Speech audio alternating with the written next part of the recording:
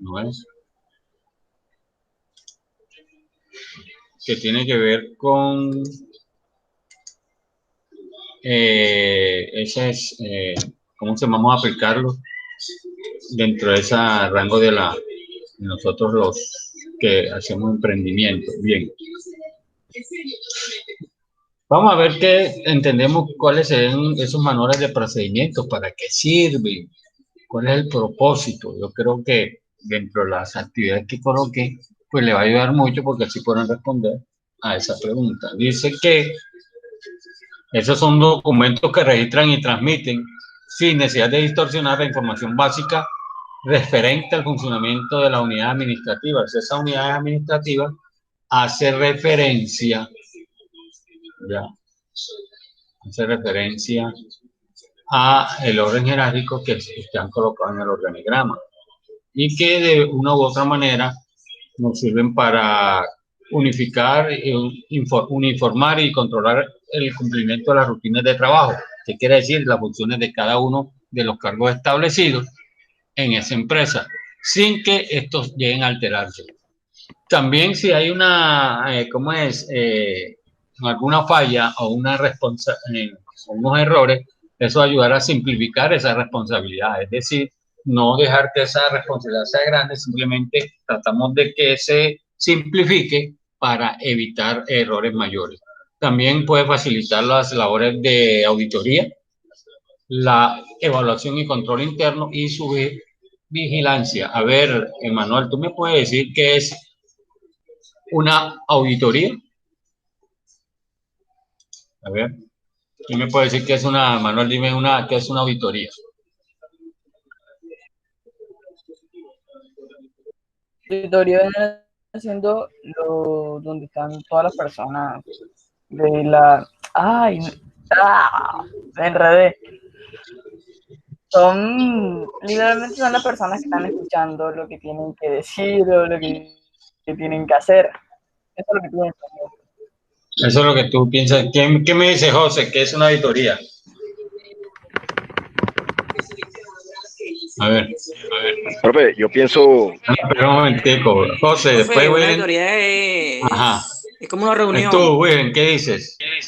que la auditoría es como una verificación de que se están haciendo eh, los trabajos referente a la ley, o sea, lo que exige la ley. De pronto las facturas estén bien redactadas con su IVA.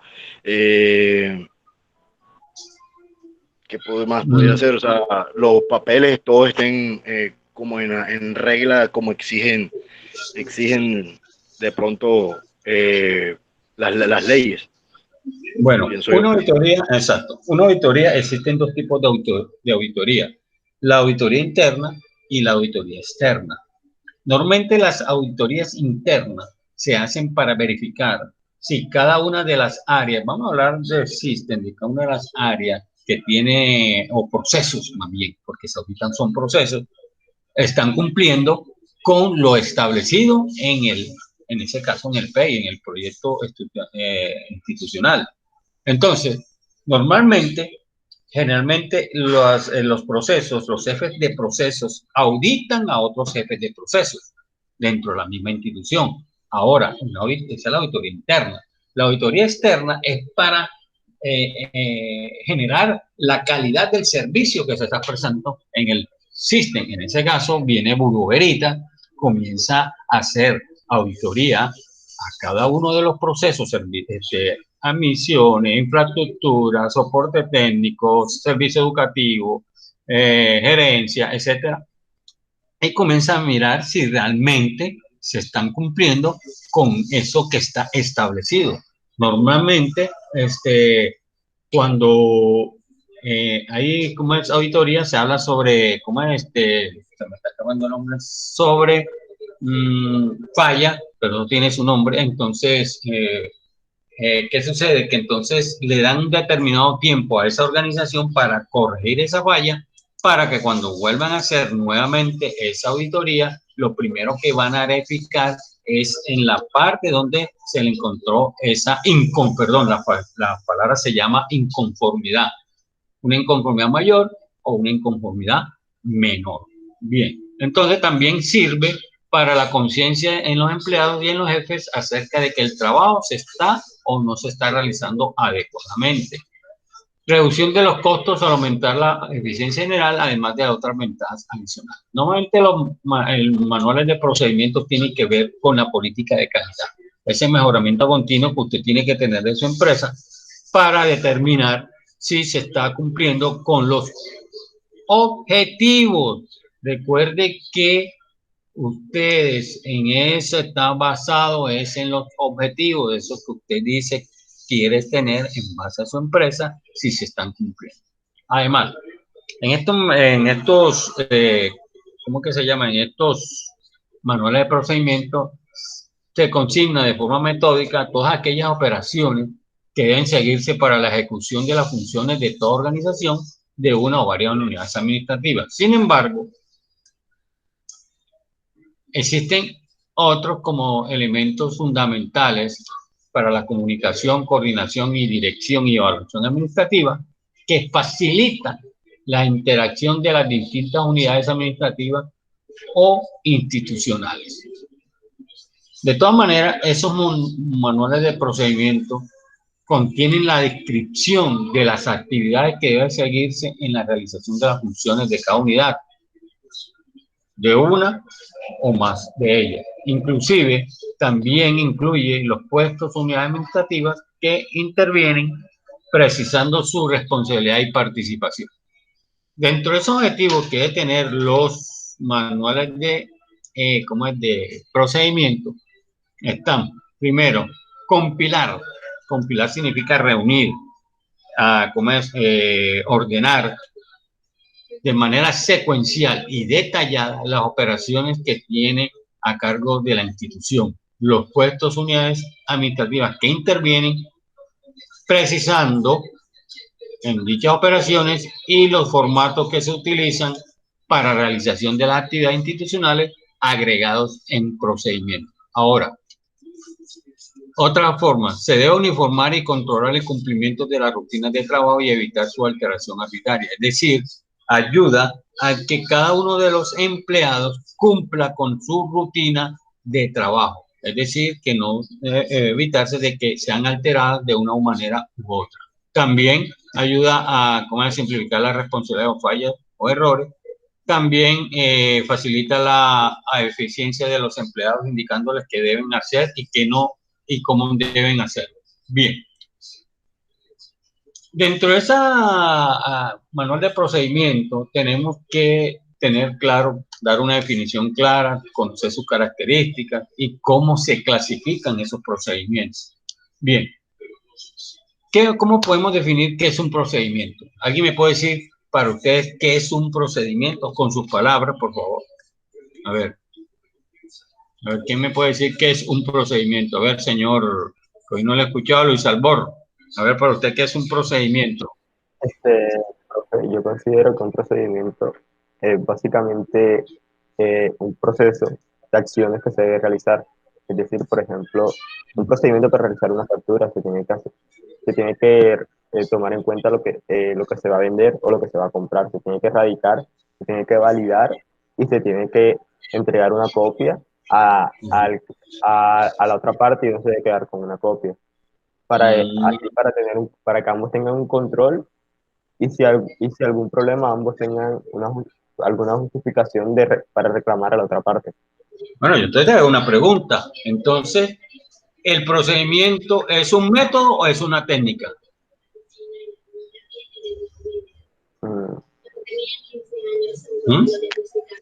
A ver. Yo pienso que es un método. Sí, o sea, se considera más como un método, pero... O en ninguno de los dos. O el procedimiento es un procedimiento sin decir que es un método o una técnica. Sí, o son cosas muy totalmente diferentes. Es que método y técnica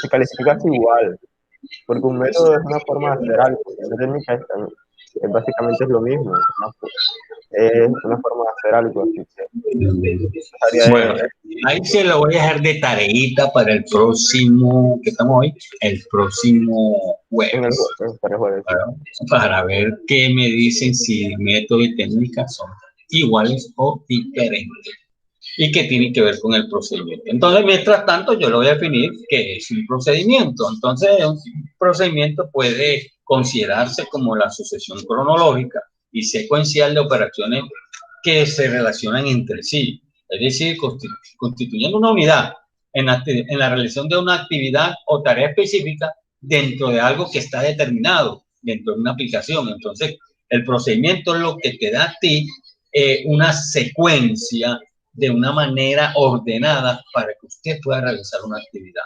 ¿Ya? Entonces, ahora, ¿procedimiento y pasos son iguales o totalmente diferentes? Entonces, venimos a la segunda pregunta. ¿Un procedimiento es igual que un paso o son cosas diferentes? ¿Mm?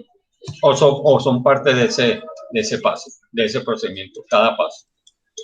Profe, considero que los pasos son parte del procedimiento. No, exacto. Vamos a hacer un procedimiento, vamos a llenar la caneca de agua. ¿Cuál sería el paso? Primero, buscar la caneca. Segundo, buscar el agua. Tercero, buscar el elemento para echar el agua en la caneca. Entonces, esos son los pasos. El procedimiento es el global de lo que se va a hacer. Entonces, miren. Entonces, todo procedimiento involucra actividades y tareas del personal, hablando desde el punto de vista de una empresa, en determinado tiempo de realización. El uso de recursos materiales, los recursos tecnológicos, también la aplicación de métodos de trabajo y de control para lograr de manera oportuna y eficiente el desarrollo de las operaciones. Entonces, también el procedimiento dentro de esas características, entonces vea que estamos hablando de manual, entonces serían, un manual es un libro donde están todos esos procedimientos que nos van a permitir desarrollar de manera eficiente el desarrollo de las operaciones. ¿Qué me puede decir qué es ser eficiente y qué es ser eficaz? A ver, o son términos básicamente iguales o son algo diferente. A ver. Profe, ser eficiente creo que es, o sea, hacer las cosas bien, o sea, hacer un trabajo bien.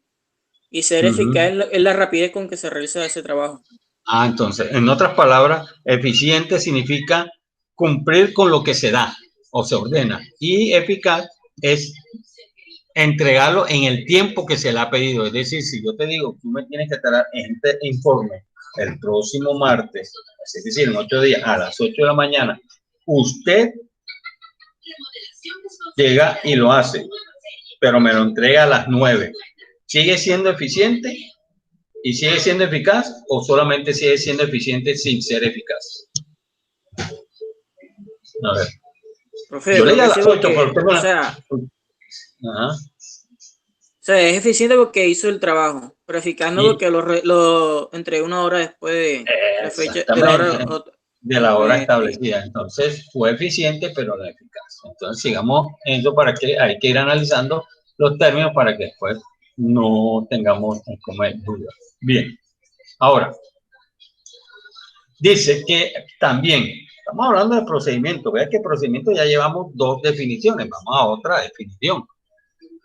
También es una serie de actividades u operaciones ligadas entre sí, las cuales son ejecutadas por un conjunto de empleados, ya sea dentro de un mismo departamento o abarcando varias dependencias para obtener resultados que se desea. Ejemplo, vamos a dar ejemplos de ese tipo de procedimiento: pago de nómina, adquisición de mobiliario, selección y contratación del personal, control de existencia de medicamentos, etc. Entonces vea que, como se dice, un procedimiento también que lo realiza un grupo de personas dentro del mismo departamento o que están dentro de varias dependencias, que es lo que se consigue o que desea conseguirse el mismo resultado. Otro tipo de definición que tiene el procedimiento se caracteriza por no ser un sistema. Ejemplo: sistema de adquisiciones, sistema de administración de personal, sistema de control presupuestal, etcétera. ¿Ya? ¿Por qué? Porque es que no se puede decir un sistema, porque es que ese procedimiento tiende a conseguir un mismo fin que deberá terminar como un propio sistema. Entonces no se considera como un sistema porque ya eso está dentro del mismo, dentro de ese mismo procedimiento.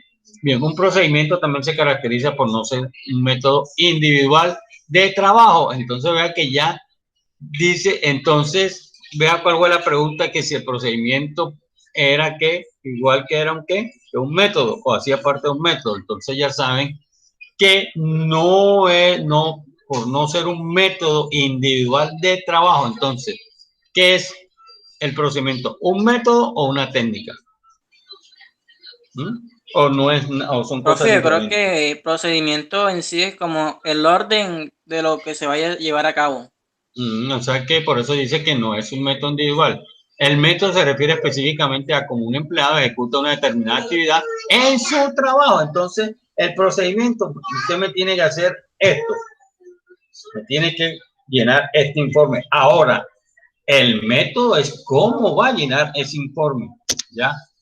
Ejemplo, la estilización del instrumental médico, la elaboración de una póliza, la elaboración de un análisis clínico, etcétera. ¿Ya?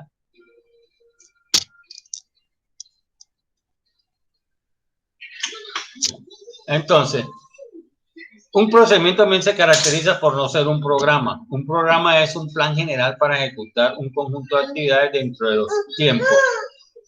¿Ya? Dentro de los tiempos. Ejemplo, la construcción de un edificio, la capacitación del personal, la desconcentración de delegaciones regionales y la implantación de un procedimiento, etcétera. Bien. También un procedimiento se caracteriza por no ser una actividad específica, donde vamos a decir que es una actividad específica. Una actividad específica es la que se realiza un empleado como parte de su trabajo en el puesto. Ejemplo, hacer una visita médica, recibir correspondencia, elaborar pedidos, etc. Bien, entonces, ya vimos cómo se define un procedimiento. Mire, normalmente, a veces cuando usamos ciertas palabras dentro de ciertas estructuras de conocimiento, por lo menos el procedimiento es cómo se definió, no como un solo algo global, porque se define de acuerdo a esas características que presenta o que se está generando, ya que fue parte médica, parte de cuestión de una empresa. Entonces, a veces las palabras se definen de acuerdo a lo que se aplica. Bien, ahora vamos a hablar sobre cómo se clasifican esos procedimientos de acuerdo al área de aplicación. Bien, entonces tenemos los primeros, los procedimientos macroadministrativos. Se refiere a aquellos procedimientos que son propuestos y aplicados por las dependencias de apoyo global, es decir, por aquellas secretarias que tienen encomendado normar y controlar el desarrollo de alguna función cuyo desempeño es común a todas las instituciones de de instituciones del orden ejecutivo. Quiere decir de que este se refiere a cuando abarcan mayor cantidad de procedimientos, entonces, que es el más grande. El procedimiento mesoadministrativo o sectorial simplemente involucra a un sector administrativo o dos o más instituciones que lo conforman. Eso tiene que ver, en el primero era a nivel ejecutivo y en este a nivel operativo. Entonces, el procedimiento macroadministrativo se ve en el nivel ejecutivo, en el procedimiento mesoadministrativo o sectorial se ve a nivel operativo, y el último, el procedimiento microadministrativo o institucional, son aquellos que se realizan las operaciones internas en una dependencia o entidad para cumplir de manera sistemática con sus funciones y sus objetivos. Ahora, dentro de ese ámbito institucional, los procedimientos se clasifican en dos, en generales o específicos. Entonces vamos a ver, ¿qué es un objetivo general, un procedimiento general?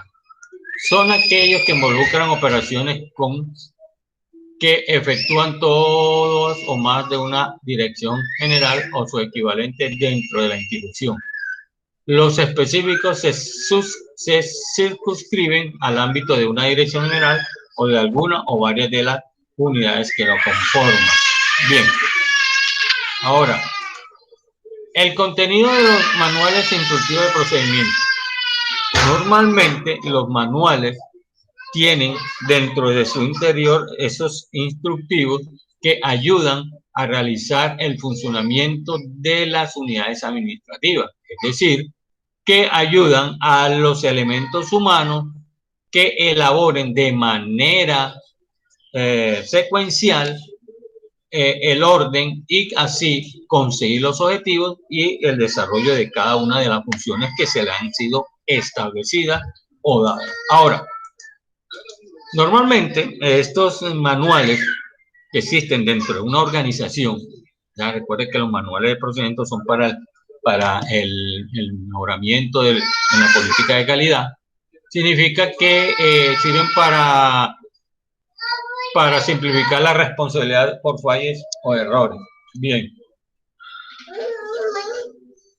Además, porque nos ayuda también a realizar las funciones. Un momentico que tengo algo aquí. Ya. Entonces, nos ayuda a reducir esto. Bueno, otra cosa. Eso es en cuestiones de manuales de procedimiento. Los conceptos que nos ayuda a determinar esos manuales son los siguientes.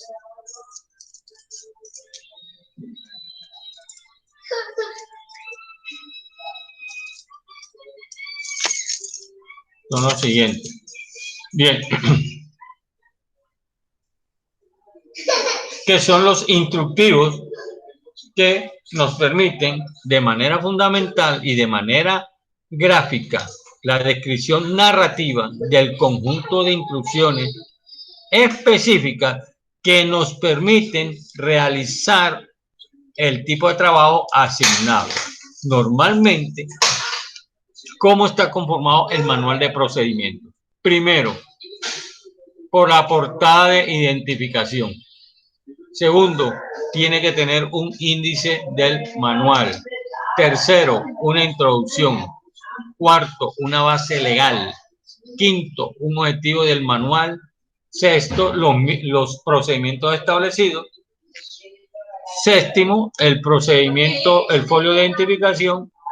Y el último, que es el índice. Ahora, además de eso, tiene otra. También tiene la descripción narrativa de esos procedimientos, los formularios o que estén digitalizados o impresos de esos procedimientos, el informe, la información general, el glosario de términos y el índice temático. Bien. Ahora, normalmente el índice del manual de procedimiento está en este orden. Se lo voy a dictar porque ustedes me van a hacer el manual de procedimiento de su empresa que están haciendo. Entonces, vamos a comenzar desde la parte, es como el manual de procedimiento es como un triángulo, como una pirámide. Vamos a comenzar, yo le voy a mencionar a ustedes desde la base hacia el pináculo, es decir, en la parte más arriba. No tienen necesidad de hacer el triángulo, simplemente vayan anotando porque ustedes me van a hacer su propio manual de procedimiento como parte final de esa nota de la creación de una empresa. Entonces tenemos primero la portada, segundo el índice, el tercero, bueno, vamos a hacer lo siguiente, voy a ver si logro colocárselos en la pantalla para que ustedes mismos lo hagan una captura, le tomen una foto o si no lo anoten. Vamos a ver, déjame ver cómo lo voy a hacer. Espérate un momentico.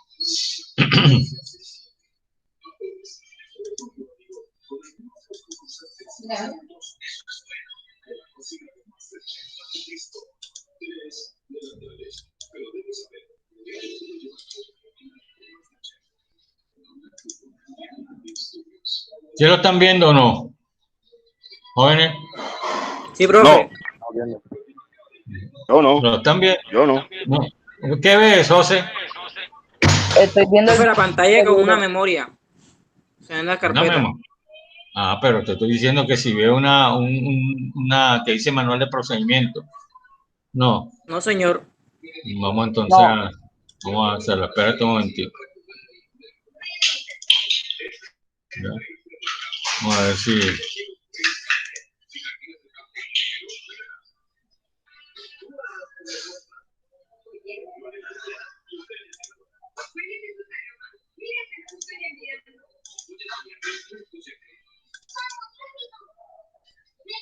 para que lo puedan ver.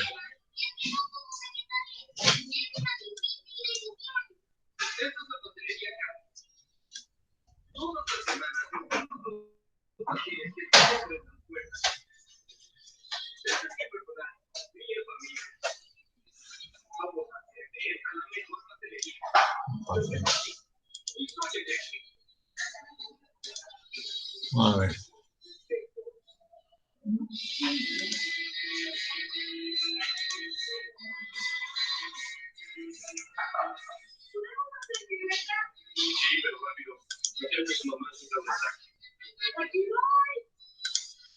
¿Y ahora?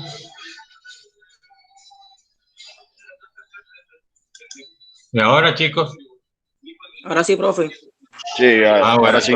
entonces le doy 2 minuticos ahí para que copien. Recuerde que imagínense un triángulo, una pirámide donde se va a comenzar desde la parte de abajo hacia arriba, o sea, portada, índice, introducción, objetivos del manual, manual jurídico, denominación del primer procedimiento, propósito, políticas de operación, etcétera. Ustedes lo notan hasta llegar a denominación del segundo procedimiento y copian lo que está ahí. La elaboración de un manual de procedimiento se logra mediante la colocación de datos relevantes en los diferentes departamentos y siendo asesorados por recursos humanos que nos proporciona las técnicas necesarias para el logro.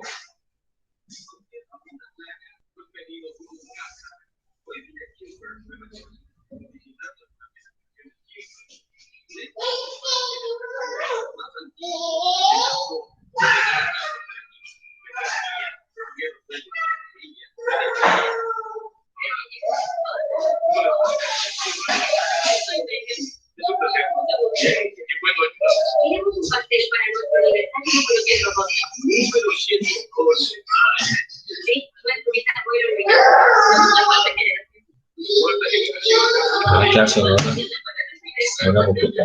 Usando la toallita esa, pues ya se reutilizó bastante.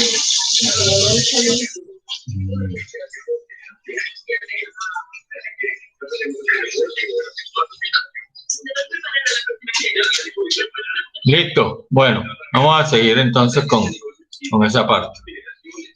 Bien, entonces vea que el contenido del manual de procedimiento está aquí como lo mostré. Hemos terminado esta primera parte por el día de hoy, ya porque hay otras cosas que tenemos que ver y vamos a ver lo siguiente.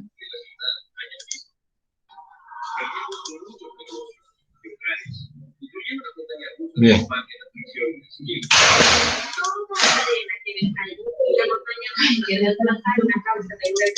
Fue increíble porque la comunidad vino a ayudarnos y literalmente tomaron palos y comenzaron a grabar. Y nos siempre nos apoyan y nos encantaría recompensarla por su ayuda. Sí, esto tiene los mismos colores. El color de la montaña rusa es creo que el pastel por esas tonalidades me alegra mucho que de pie otra vez. Muchísimas gracias. Gracias por venir. Que tengan un buen día.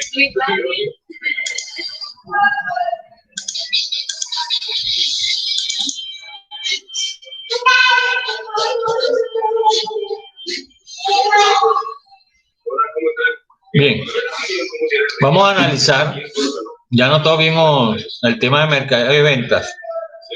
Jóvenes, A ver, José. No, profe, no lo hemos dado. No, bueno, bien. Entonces, vamos a hablar un poquito sobre esa parte, ya, que tiene que ver con conocer la importancia de la investigación de mercado, conocer los tipos de segmentación, conocer el análisis DAFO y aprender las estrategias de marketing. Seguro que ya no... Profe, yo creo que ya vimos esa parte. Entonces por eso le estoy diciendo.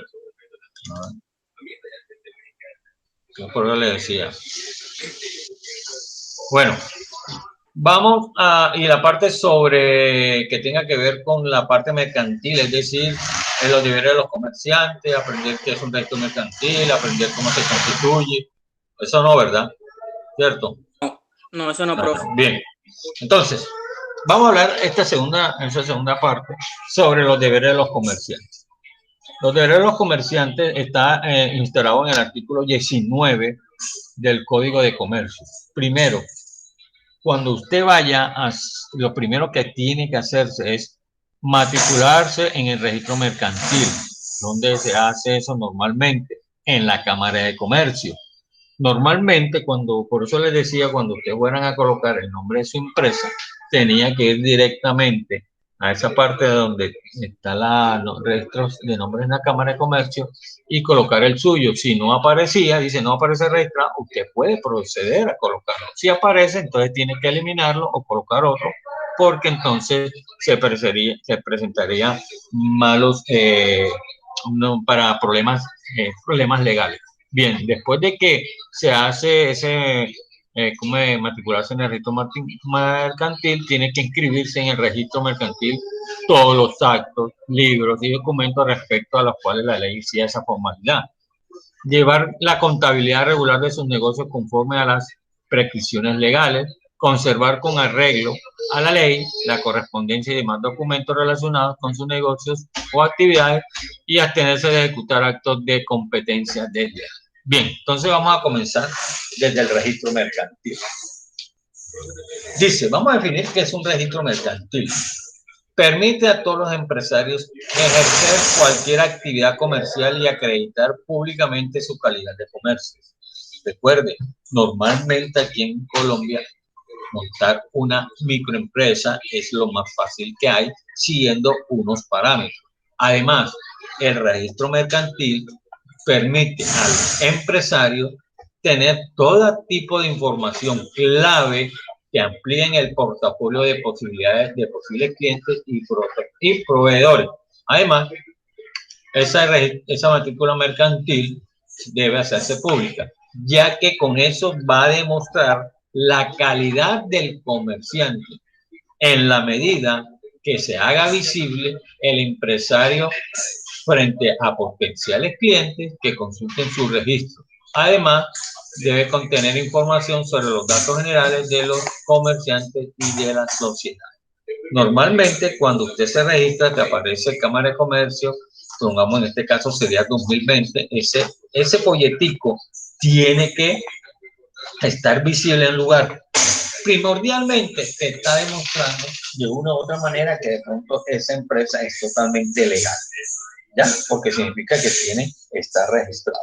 ¿Ya? Eso no quiere decir que de pronto no sea legal, pero por lo menos dice que podemos mostrar de la calidad de ese negocio. Bien, el registro mercantil tiene por objeto llevar la matrícula de los comerciantes y de los establecimientos de comercio, así como la inscripción de todos los actos, libros y documentos respecto a los cuales la ley exige esa formalidad. Bien, cuando usted formaliza su negocio ya, en el registro mercantil, ¿usted qué va a generar? Genera seguridad y confianza para sus empleados, para sus clientes, para sus proveedores y para la comunidad empresarial en general. Además, se acredita y hace pública su calidad de comerciante. También hace posible su negocio frente a potenciales clientes, pues la información consignada es de registro público, es decir, que pueden verla cualquier persona y que normalmente a veces es consultada por empresas que buscan proveedores.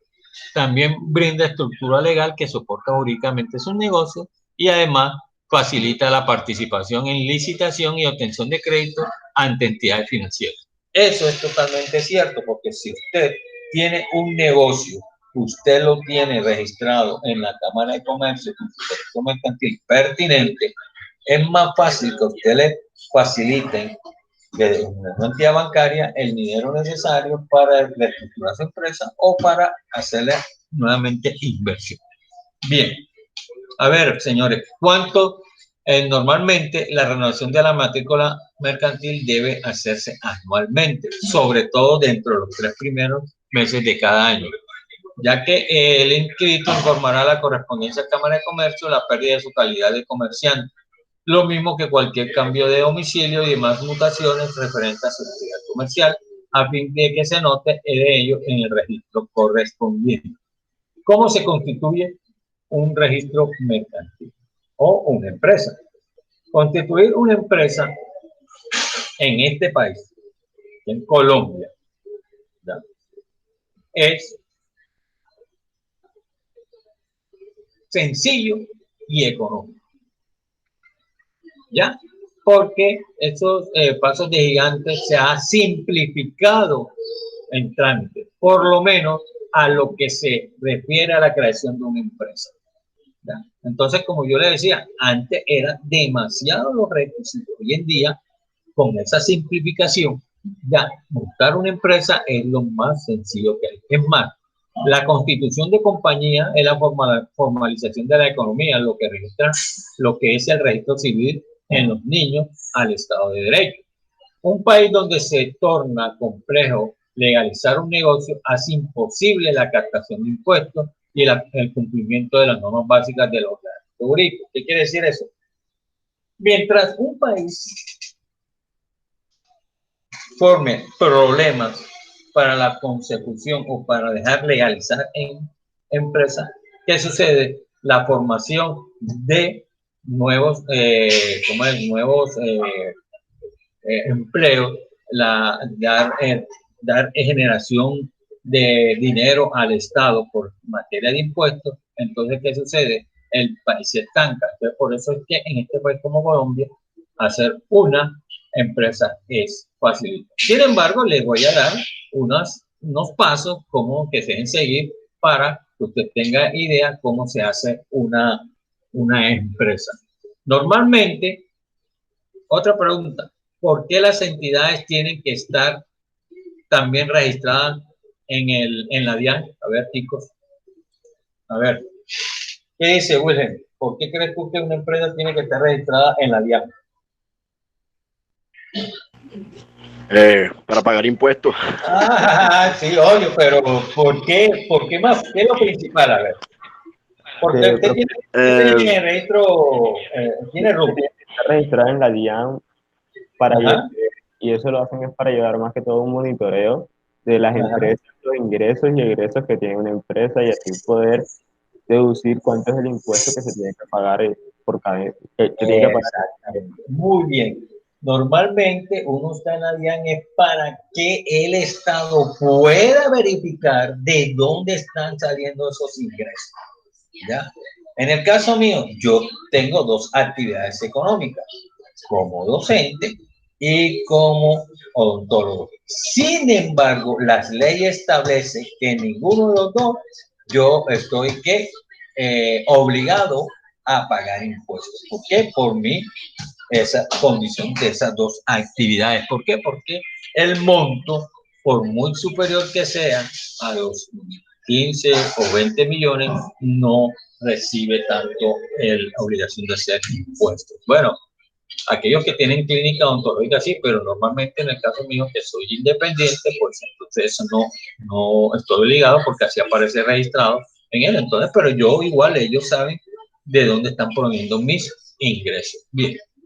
Eso para hacer cuestiones de pronto no de monitoreo de gente de que haga dinero como es ilícito. Bien. Otra le voy a decir que cuáles eran en los pasos. Ya. Bien. Esos pasos son los primeros. Consulte, primer paso, consulte que sea posible registrar el nombre de su compañía. Es decir, que no lo tenga otra o que no esté, que esté disponible, por no ser que no tenga, no otra ninguna la tenga. Es decir, como yo le decía al principio, de que tiene que entrar a la Cámara, verificar que no, para que usted pueda proceder. Segundo, prepare y redacte y suscriba los estatutos de la compañía. Normalmente eso están dentro de un formato que dice estos son los reglamentos internos de la empresa, que regulará a los socios, entre ellos, y a la sociedad. Tener el pre-root. El pre-root es en la Cámara de Comercio, se puede transmitir antes de proceder el registro. Es necesario presentar estatutos, formulario de enunciado, la cédula del representante legal y la del suplente. El cuarto es la inscripción del registro en la Cámara de Comercio, que se lleva a cabo mediante un estudio de la legalidad de los estatutos. Normalmente se debe cancelar un impuesto, el cual tendrá un valor no superior al 1% del monto del capital asignado. Es decir, si usted dice que un monto de 3 millones, el 1% sería exactamente, normalmente, un valor de 30.000 pesos. Es obligatorio, el número paso 5, obligatorio que la empresa registrada y el pre-root se proceda a abrir una cuenta bancaria.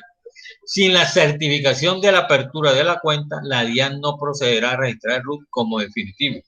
¿Por qué tiene que tener la persona una cuenta bancaria? Sencillamente porque ahí va a estar consignado el ingreso del dinero que usted está percibiendo.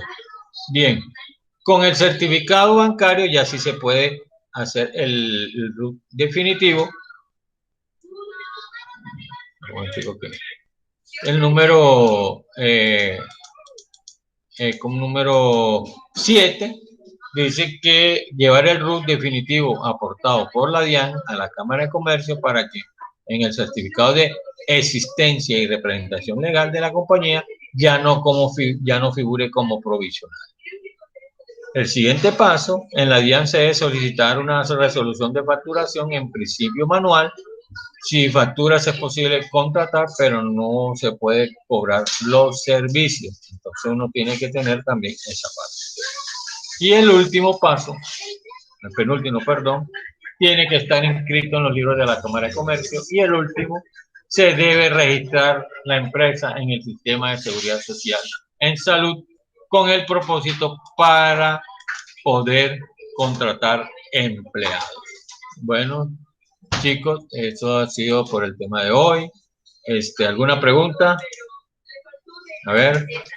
No, profe. No, nada, profe. Claro. ¿Seguro? Todo bien. No, está bien.